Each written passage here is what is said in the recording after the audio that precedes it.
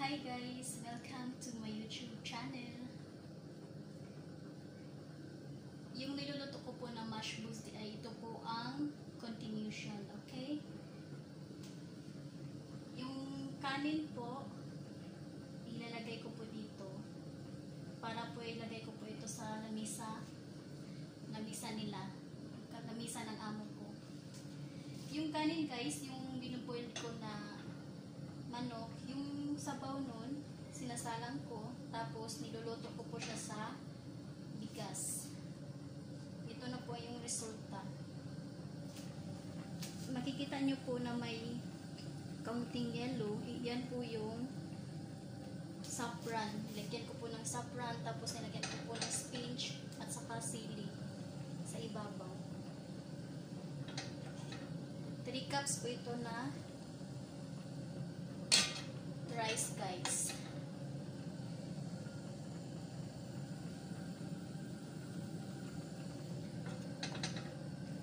Cups lang po kasi enough na po sa kanila. One family lang kasi. Sa akin naman, hindi ako masyadong kakain dito kasi gusto ko talaga yung white rice talaga. Magluluto ako ng white rice na para sa akin. Yung manok na biniboil ko, ito na po yung resulta. Nilagyan ko po siya ng saffron konti, tapos oil, tapos ground pepper, and then piniprito ko po. Ito na siya. Tapos nag-fry ako ng potato. Yung sa Arabic nito, butat. Nag-fry ako. Yung potato, nilalagyan ko po ng curcum, tapos a little bit of ground pepper.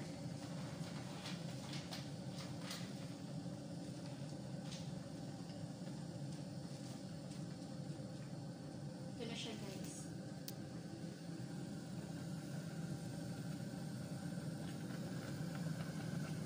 Tapos yung nagpiprito din ako ng onions kasi paborito nila tong onions eh.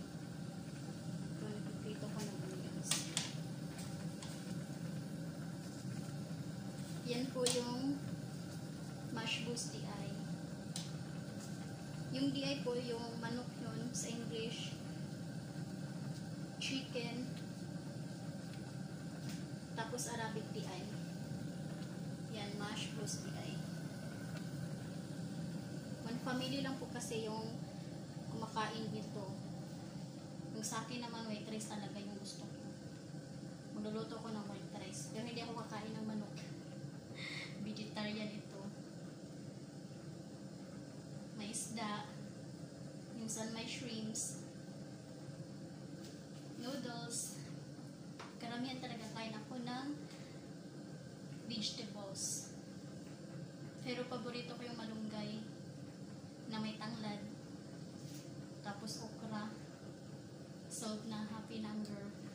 Pero ito talaga mash busti ay. Mash busti ay.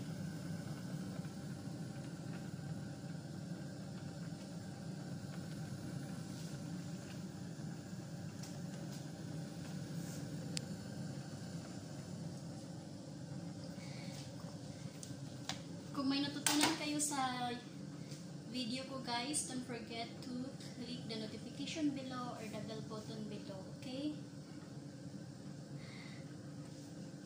Thumbs up nyo lang, happy na ang girl. Ito na siya. It's already done. It's served na. Thank you for watching guys. Bye bye.